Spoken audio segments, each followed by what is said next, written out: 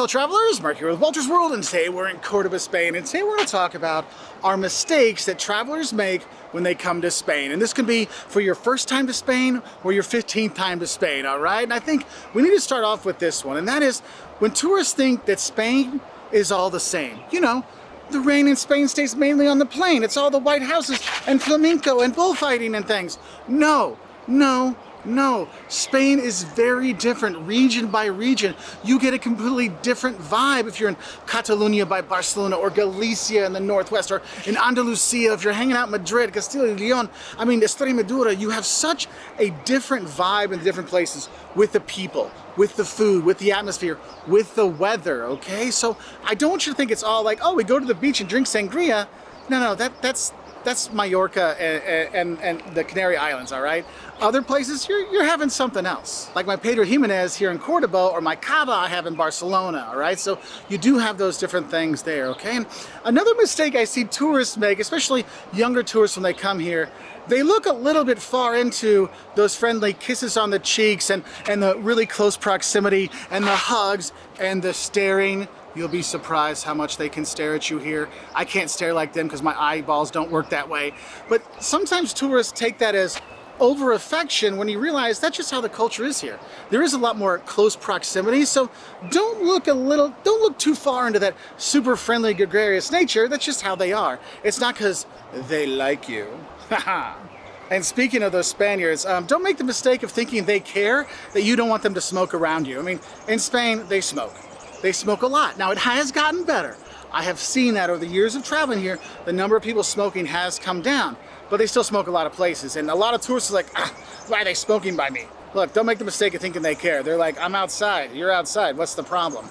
So don't get all frustrated by their smoking, move someplace else because they don't have to.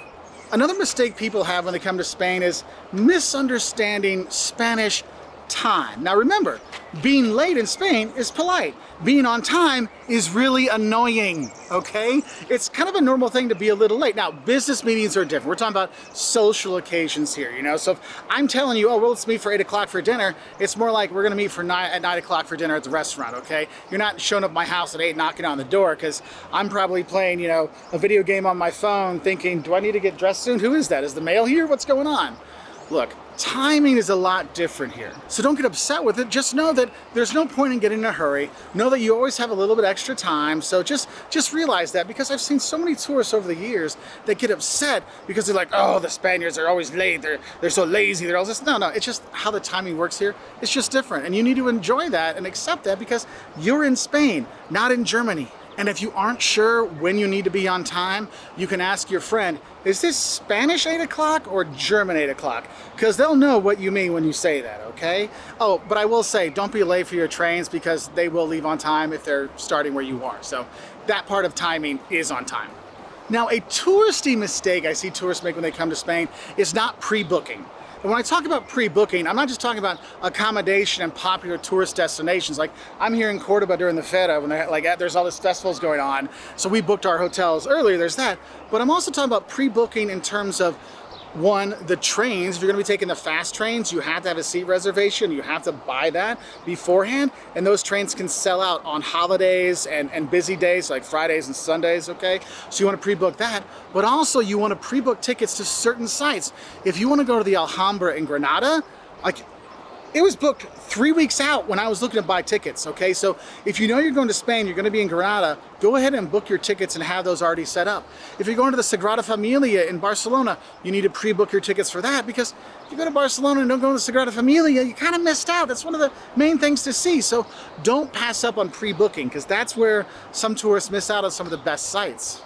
Another mistake I see people make is when they come to Spain, they kind of only do like the Barcelona, Madrid, or maybe Costa del Sol, or Barcelona, Madrid, Melilla, Sevilla. Look, not exploring some of the smaller towns around Spain. Even smaller cities are not as popular cities. I mean, I know Valencia is pretty popular, but it's still off the track enough that you get a very different feel with the tourists there versus Sevilla, versus Madrid, right? Going to Granada or Ronda, you know, a smaller town. If you're going up to Santiago de Compostela, go up to Coruña, go see Vigo. You see those smaller towns, you get a lot more Spanish vibe or Galician vibe or Catalonia vibe when you go there instead of the tourist vibe. So explore more than just the big cities.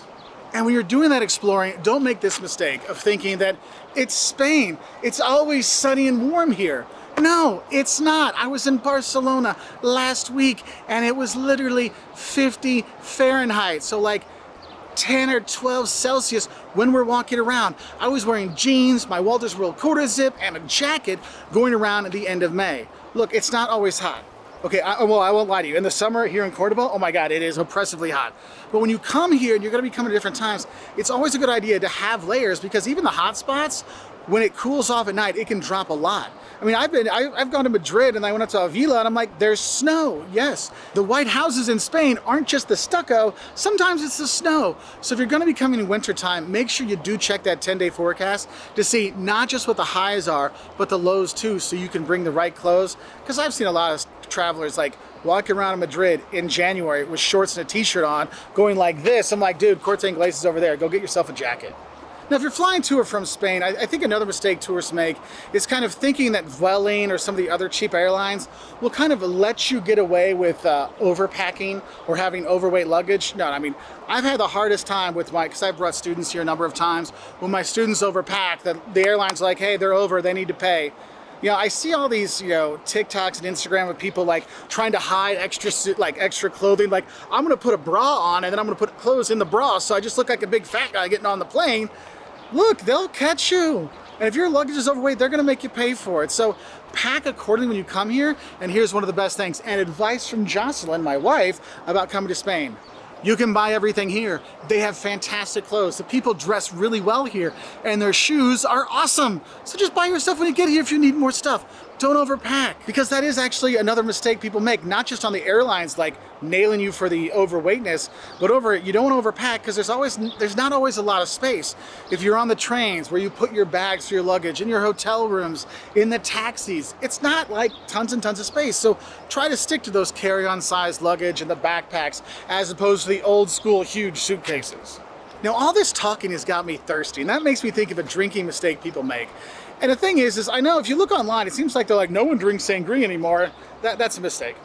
You can have the sangria when you're here. It's not a big deal. Yes, you can have tinta de verano, you can have the beer, you can have the cava, it's like, the bubbly wine, you can have that. But I think the mistake people make is with sangria is they think there's only red wine sangria. Look, if you're going to the Canary Islands or Mallorca or Ibiza and they have like the sangria there, it's probably a headache-inducing red wine with lots of sugar, which makes more of a headache and more of a hangover. But if you get sangria made with good wine or made with cava, oh, that's so good, or white wine, that's going to be much more refreshing and be a less headache-inducing trip than having the old school red one. But you can have good sangria. Don't be ashamed to have the sangria when you're here. I mean, I'm really tired of seeing, it's like the Times Square shaming that people give for people that go to New York City. They're like, you can't go to Times Square, it's only for tourists. Yeah, but it's a fun thing to do. And they're like, well, you can't drink sangria because that's such a tourist thing. Who cares? It tastes good. So don't make the mistake of being shamed out of having the sangria, but make sure you try different versions. Now, wherever you are in Spain, I gotta warn you about this one. If you think you're gonna have a quiet vacation in Spain, forget about it, okay? If you're on the train, people are gonna be boisterous. You're out to eat, they're gonna be boisterous. You're going to a movie theater, they're a little less boisterous, but still, you have a lot of talk, you have a lot of people together and a lot of energy when a lot of Spanish people get together, and you have that. So if you don't like noise and craziness, I'm sorry, maybe Spain isn't for you, but if you like a good time and people just out and living life, it'll be a wonderful experience. But if it gives you a headache with all the noise, just FYI for that one. Can't beat street festivals here in Barcelona, anywhere in Spain. I mean, anytime you get out with the people, it's fantastic. One mistake I see people make when they comment on videos about Spain during Easter, you see this outfit right here? Yes, if you're from the US, you know what that looks like. Don't make the mistake that's what it means here. That's actually what people wear during Easter, during the processions and some of the events. So just know that, okay? Another mistake I see tourists make is they don't review their high school Spanish before they come here. I'm not gonna lie to you.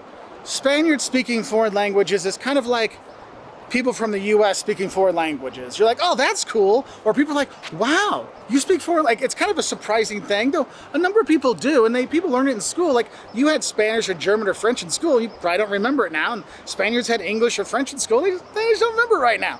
And so that's why it's important when you come here, just to review some of that Spanish, the hola for hello, hasta luego for see you later. Oh, also, don't make the mistake of leaving the elevator without saying bye to the people that you left behind. That's kind of rude. But honestly, just knowing a few words goes a long way because people really appreciate a gracias, which is thank you, or por favor, please. It goes a long way when you're here, and that's why it's nice to know. You don't have to be fluent, but a few words, it really does go a long way. And if you want to practice, that's when you go sit at the bar and go meet the locals, because they'll teach you about the drinks and the food and ask you about your time here, and they'll help you work through your Spanish. And that's what I do when I come here, because when I leave Spain, my Spanish is always like 10 times better because I've gotten to practice so much at the bars and restaurants. And that's actually another mistake. Don't think you eat alone. Even if you eat alone, you're not eating alone when you're here in Spain, because there's people that are literally sitting at the table next to you. You're kind of in this together, because you'll look at their food and go, hey, buen provecho, like have a good meal. They'll look at you, buen provecho, oh, what did you get? And it's like a conversation happens there. So if you're the kind of person that doesn't like people bothering you when you're eating your dinner, too bad, okay? That's just part of being in Spain. And it's one of the easy ways to meet the locals when you come here. Because one of those mistakes I see people make when they come to Spain is they're just not ready for Spanish hospitality. And when I talk about Spanish hospitality, I'm talking they're gonna feed you croquetas till you feel like you're going to explode. Or they're gonna ask you, I would say, great ant level intrusive personal questions randomly when you're talking to them. Or they're like, hey, come out with us tonight until 4 o'clock in the morning. I mean, you're not ready for how nice they're gonna be and how much they want you to have a good time. So kind of prepare yourself before you come. Know how to say no the right way when you just can't have any more croquetas and you gotta go home and go to bed, because even if abuela is still out, you know, you probably should try to beat abuela, but she'll stay up later than you. But honestly, like, you gotta be ready for their hospitality, because it can be over the top sometime, especially if you go to somebody's home. So just FYI on that one. So as a hungry traveler, I do feel sad when I see tourists making mistakes at restaurants when they go out to eat. And so some of the kind of common mistakes I see tourists make here in Spain when it comes to food: one, they think there's going to be a big breakfast. I mean, check with your hotel, because in general in Spain, breakfast isn't really a big deal. So you might want to get the hotel breakfast, because there might not be a lot of cafes open, or if they are, they might only have croissants. So that hotel breakfast might be your best way to get a good fill for the day to get started, because the restaurants open up later. And that's a mistake other people make when they come here, is not realizing the timing of eating here in Spain. Everyone knows, oh, they eat late in the day. Yeah, like the restaurants might close their kitchen from 3 p.m. till 8 p.m. Okay, and you're like, oh, what do I eat in between? That's where the tapas come in. You know, the little snacky things they have? They sell those from noon until night. That's not a problem. And I think a mistake people make with the tapas is, if you go to a tapas bar, they'll sometimes have two prices, and one's less, that's for the tapas, and there's a higher price, what's called a ración. So if you just want a couple, like I want like 2 or 3 croquetas, you want the tapas version. But if you order a plate of them, you get the ración, and all of a sudden it's double price. That's where I see some tourists, like, their budget makes a mistake, because all of a sudden, instead of like, oh, spending 3 or 4 euros on a tapa, they're spending 12, okay? And another mistake is thinking that jamón ibérico, the really good Spanish ham, is cheap. It's not, it's expensive. Get a small plate of it, try it, love it, because it's amazing, and then move on to some of the more affordable, like tapas, like patatas bravas, or the croquetas. Those will be better for your budget. Another mistake I see people making when they're ordering food here in Spain has to do with paella. That's probably the most famous Spanish dish we all know about, but one mistake is thinking you should have paella at night. You do not have paella at night. It's more of a lunchtime thing, because it's a huge plate, and some restaurants don't even serve those kind of rice dishes in the evening time. So if you really want to make sure you're having paella, make sure you have it as a lunch thing, okay? But another mistake people make in terms of paella is, if you go to a restaurant that has a picture board with different kinds of paellas you can have. Oh, we have seafood paella, we have paella mixta. Oh, we also have arroz negro, the black rice. We also have, oh, fideo, the noodle version of this. Look, if they got the pictures, don't go there. They're not making it there. It's usually like something that's already been prepared, and they're kind of heating it up. So you really want to go to a real place that makes paella, have that for an afternoon or a weekend, late afternoon big meal, because honestly, when you go out to eat here, don't make the mistake of thinking it's going to be quick. It's a experience. It takes time, and it's going to be a while you eat. So if you got to be someplace quick, don't be afraid to, one, ask for the bill, or tell them, hey, we're in a hurry, can we make this fast? And sometimes to make it faster to eat, you can just go to the markets here. And I think that's one mistake a lot of tourists make, is they don't go to the markets. Like, why would I go to the grocery store? No, I'm not talking about the grocery store, though you can see cool stuff there. I'm talking about going to a market. Like if you're in Madrid or Barcelona, they have a bunch of them. Oh, in Valencia, the market in Valencia is it's a great experience to go, because you can get snacks, you can get food, you get culture when you're there. Sometimes there's bars and restaurants. Those are really nice. And so don't make that mistake of skipping out on those markets when you are here. And please, don't go to Taco Bell when you come to Spain. Just don't. Go to a tapas bar. Don't go to Taco Bell. For me, please don't. And whether you're going to the markets, you're going out to eat, I think another mistake is we've all become used to like paying with our phones or paying with our credit cards. And I think a mistake is not having at least some cash. Now you can pay with card pretty much everywhere here. It's not a big deal. But you want to have some like small bills.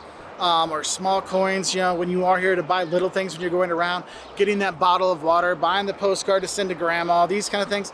Having those small bills really help out. So don't just think it's going to be a cashless vacation when you're here. Another mistake I want to tell you from personal experience, if you think you can like rent a car in Portugal and drop it off in Spain, or rent a car in Spain and drop it off in Portugal, or drop it off in France and think it'll be no big deal, you've got a mistake. Those one-way fee charges they have for car rentals from Spain and trying to drop it off in another country, that can be insanely expensive. Like so expensive, you're like, wow, it's not really worth it. Like we've done it multiple times where we actually just circled back, planned our whole trip to circle back to drop off our rental car because it was like prohibitively expensive to drop it off someplace else. So if you are going to rent a car, and you can, there's no problem with renting a car in Spain, though in some of the cities like inside Sevilla, it's complicated. In Barcelona, it's complicated, but you can do it. But just know that the fee they nail you on if you try to drop it off someplace else, it's not worth it. So have that factor into your transportation budget, because it might be you rent a car for this region here, over here, and then you take the train over to France, and then you rent a car in France and go do that. Man, this video is getting long. I think I need a siesta. I need a break. And I think that's another mistake people make, is they make a mistake thinking about the siesta time. Because some people think, oh, it's because they're lazy, they don't want to work. No, from 2 to 4 o'clock in the afternoon in Andalusia, you're melting. It's so hot. So of course you want to take a break. You might want to go have lunch, okay? And sometimes people go do their grocery shopping at that time. It's not the like movie version of a siesta where they're tipping back in their chair and taking a nap. No, they're doing things. It's just you need to realize that some places will be closed from 2 to 4. And you're in bigger cities like Barcelona, Madrid, Sevilla, you don't see those siestas very often. So don't make the mistake of thinking that siesta is just people stop working and doing nothing. There's other things going on at that time, and a lot of places now don't even have them. Now, looking at regionality and tourists, I do have some mistakes there. One, I got to tell you this, don't make the mistake of thinking you're going to have a real Spanish vacation if you're going to the Canary Islands or the Costa del Sol or even like Mallorca, because those places are more like retirement centers for English people, the Brits and the Germans, and so you definitely have a different vibe when you're there. Like, I know when I go to the Costa del Sol, I go there because I miss an English breakfast. Because in the Costa del Sol, you can get a really good English breakfast because so many Brits have moved down there. And I've been places where I was the only person that actually spoke Spanish on the street. So do know that when you go there, there's certain parts that you don't get the Spanish vibe. It looks Spanish, but then you hear more English than anywhere else. And sometimes that's a good thing. I don't want to speak Spanish. I just want to sit back, relax, enjoy the sun. Perfect. But I want you to be aware of that. Also with regionality, I think mistakes sometimes people make is they joke around with like Catalan independence or Basque independence. They think it's kind of a funny thing, and it's not. Don't make that mistake. That's a serious topic here, and for a lot of people, it means a lot. So you gotta be very careful with that topic. So just be aware of it. So it's a lot more than just don't mess with Texas kind of mentality when you're looking at, Catalonia and Basque, okay? So I just want you to know that. Another mistake I see tourists make is they come here to Spain and the people are so friendly, they're so inviting, you have such a nice time that you let your guard down. And you let your guard down in tourist spots. And anywhere you go in the world where there's lots of tourists, there's going to be people that want to pickpocket those tourists. And Spain is no different. So if you're going to be on La Rambla in Barcelona, like you got to have your head on a swivel. Okay, there's going to be the scams there. There's going to be people bumping into you and, oh, you got some mustard on you. You got some bird poop on you. Let me help you. Or the pickpockets are there. You got to be aware of that. If you're anywhere there was a lot of tourists, whether it's in Madrid or even here in Cordoba, when you have tons of people going around through the Mesquita, there's probably going to be some people there that might be trying to pick things out. It's not a lot of people. It's usually not even the Spanish people that are doing that. But whenever there's a lot of tourists here in Spain, because so many tourists come here, this is one of the most visited countries in the world, okay? And because of that, pickpockets and thieves know that, so it's kind of like easy pickings because there's just so many people. So do make sure you're paying attention. Don't like not be paying attention and not thinking something could happen to you.